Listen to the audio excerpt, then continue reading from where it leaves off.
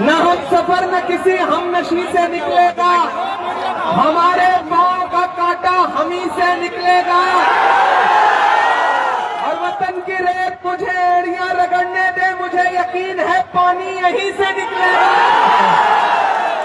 अमर के जिंदा दिल साथियों,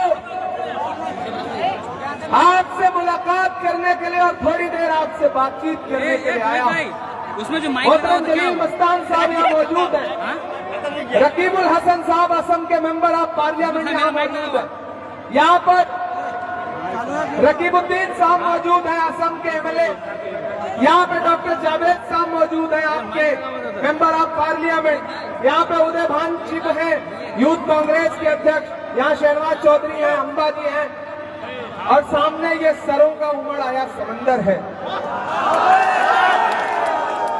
सलाम है आपको, बड़े प्यारे लोग हैं आप। आने वाली 11 तारीख को आपको घरों से बाहर निकलना है और न सिर्फ अमौर के मुस्तकबिल का फैसला करना है, बल्कि बिहार के भी मुस्तकबिल का फैसला करना है। यह चुनाव, अगर आप सोच रहे हैं कि सिर्फ विधानसभा का चुनाव है तो बहुत छोटा सोच रहे हैं आप। ये चुनाव बिहार के मुस्तकबिल का फैसला करने का चुनाव है साथियों। इसलिए मैं आज आपसे कहने आया हूं कि इस चुनाव में एक तरफ अमौर का बेटा है और दूसरी तरफ दूसरा वाला एक और है, कुछ परदेसी मेहमान आए।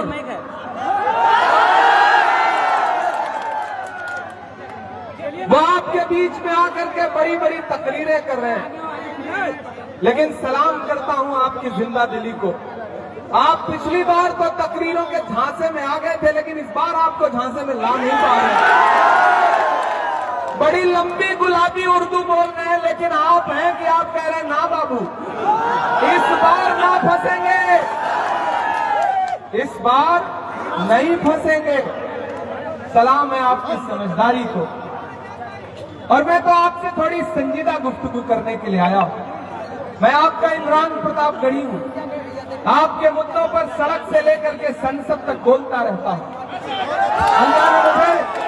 अल्लाह ने मुझे जब शायरी की सलाहियत दी तो मेरे महबूबा के जुल्फ और आंचल पर शेर नहीं कहे, बल्कि नजीब की मां के आंसुओं के लिए नज्म कहे। अल्लाह ने मुझे जब लिखने और बोलने की हिम्मत दी तो मैंने महबूबा की ओढ़नी पर नज्म नहीं लिखी, बल्कि मैंने फलस्तीन पर नज्म लिखी। और अल्लाह ने जब मुझे सियासत में एक मकाम दिया तो मैं वहां खड़ा होकर भी हाकिम की आंख से आंख मिलाकर के उससे सवाल पूछता हूं, तो हम ही को कातिल कहेगी दुनिया, हमारा ही कत्लेआम होगा, हम ही करेंगे, हम ही पे पानी हराम होगा। सीमांचल वालों, यहां इलेक्शन हो रहा है। इलेक्शन इससे पहले भी हुए हैं सीमांचल में, लोग चुनाव लड़ते हैं, लेकिन जिस तरह का इलेक्शन इस बार मैं देख रहा हूं, मैंने इससे पहले इस तरह के इलेक्शन कभी नहीं देखे। गालियां दी जा रही है सीमांचल के लोगों को, फिरौन कहा जा रहा है, नमरूद कहा जा रहा है। आया हुआ एक मेहमान आपसे कहता है कि अगर हमको वोट नहीं दोगे, हमारे मुकाबिल खड़े होगे तो फिरौन होगे तुम। अमौर वालों में पूछना चाहता हूं कि क्या किसी मुसलमान को इससे बड़ी कोई गाली दी जा सकती है कि उसे फिरौन कहा जाए? आप सबको सीमांचल वालों को फिरौन कहा जा रहा है, नमरूद कहा जा रहा है। मास्टर मुजाहिद को एक ने तकरीर करते करते कहा कि वो लंगड़ा घोड़ा है और हराम खोर जैसे लफ्ज का इस्तेमाल किया। कैसे सुन रहे हैं आप सारे लोग ये भाषण? आपके बेटों को, आपके बुजुर्गों को, आपके घर वालों को कोई बाहर से आया हुआ मेहमान गाली देगा और आप बर्दाश्त करेंगे? आप मेहमान नवाज लोग हैं, लेकिन इसका यह मतलब नहीं कि आपके घर के बुजुर्गों को आकर के कोई कुछ भी बोल के जाए। हम सायादार पेड़ जमाने के काम आए और सूखने लगे तो जलाने के काम आए। कच्चा समझ के बेच न देना मकान को, शायद कभी ये सर को छुपाने के काम आए। एक तरफ 35 साल की खिदमत है। मुझे बताओ, अगर वालिद बूढ़े हो जाए, अगर वालिद फिर पड़ोस से कोई आकर के कहे कि तुम्हारे वालिद तो बूढ़े हो गए, अब इनको घर से निकाल दो, तो क्या घर से निकाल दोगे? निकाल दोगे क्या? मुझे बताओ, जलील मस्तान साहब ने पूरी एक पीढ़ी आपकी खिदमत की है या नहीं की है? की है या नहीं की है? बताओ बुजुर्गों मुझे, यहाँ चाचा बैठे हैं, इनकी पेशानी की झुर्रियों की कसम खा के कहता हूँ कि 35 साल से जिस इंसान ने आपकी खिदमत की है, उसकी इज्जत के साथ विदाई भी नहीं करने देना चाहते ये लोग। मैं हैरत में हूं, मैं गुस्से में हूं कि सियासत होती रहती है, चुनाव लोग लड़ते रहते हैं, जो आपके खिलाफ खड़ा होगा उसको फेसबुक पे मां बहन की गाली दोगे? मैं खड़ा हूं तुम्हारे खिलाफ, दो जितना गाली देना है दो, मैं डरने वालों में से नहीं हूं। यही तो नरेंद्र मोदी भी करते हैं कि जो उनको पसंद नहीं करेगा उसको कहेंगे कि तुम धर्म से खारिज, जो इनको पसंद नहीं करेगा वो मजहब में ही नहीं हो, फिरौन हो गया। फर्क क्या रह गया? आपके बीच में आपसे आके कह रहे हैं कि कांग्रेस को वोट दोगे तो दरी बिछाओगे, ये कह रहे हैं ना, यही गाली दे रहे हैं ना। तो अमौर वालों, आपकी जानकारी के लिए एक चीज बता दूं, अब आपके बीच में आए तो पूछना कि भैया हमसे तो कह रहे हो कि जलील मस्तान को वोट देंगे तो दरी बिछाएंगे, क्योंकि जलील मस्तान साहब कांग्रेस के कैंडिडेट हैं, तो ये बताइए नकीबे मिल्लत कि इसी 11 तारीख को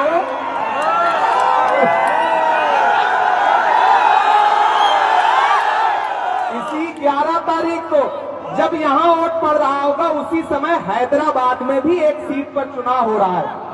हैदराबाद में उनके घर से 1 किलोमीटर दूर है वो जुबली हिल्स, वहां कयादत नहीं खड़ी कर रहे हैं, वहां कांग्रेस के कैंडिडेट नवीन यादव के लिए घर घर जाके वोट मांग रहे हैं। वो कांग्रेस के कैंडिडेट के लिए वोट मांगे तो सियासत और हिकमत, आप कांग्रेस के कैंडिडेट को वोट दे दो तो दरी बिछाना, क्या है ये कौन सी दोगली सियासत है? जैसे आप समझ रहे हो कि कांग्रेस की तेलंगाना में हुकूमत है, तो हुकूमत का साथ देने के लिए, ताकि बीजेपी और टीआरएस वापस ना जाए, इसलिए कांग्रेस का साथ दे रहे हो। अरे तो अमौर वाले भी, सीमांचल वाले भी यहां से नरेंद्र मोदी और नीतीश कुमार की हुकूमत को उखाड़ फेंकने के लिए और महागठबंधन की सरकार बनाने के लिए, मतलब तुम्हारी समझदारी और अमौर के लोग समझदारी दिखाएं तो दरी बिछा रहे हैं। ये गाली मत सुनो, अब इन गालीबाज लोगों को जवाब दो, इनसे कहो कि हम मेहमान नवाज लोग हैं, कोई बरसाती परिंदा हमारे बीच में आएगा, हमारे बुजुर्गों को गाली देगा तो हम जवाब में तो कुछ नहीं कहेंगे, लेकिन 11 तारीख को अपना गुस्सा ईवीएम की हाथ छाप वाली बटन पे निकालेंगे और इतना वोट देंगे, इतना वोट देंगे, इतना वोट देंगे जलील मस्तान साहब को कि इंशाअल्लाह ताला जलील मस्तान साहब इतने वोट से जीतेंगे, इतने वोट से जीतेंगे कि पूरा हिंदुस्तान देखेगा।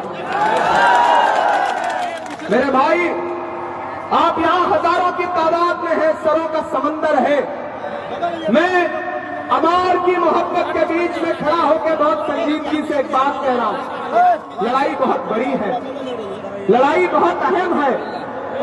मैं खगड़िया से लेकर, बिहार शरीफ से लेकर, नालंदा से लेकर के, गया टाउन से लेकर के, सिकटा से लेकर के, ढाका से लेकर के, बेतिया से लेकर के, पूर्णिया से लेकर, धमदाहा से लेकर के, कस्बा से लेकर, किशनगंज से लेकर, बहादुरगंज से लेकर के, बरबीघा से लेकर के, दीघा से लेकर के, बछवाड़ा से लेकर के, अब यहां अमौर में पहुंचा हूं।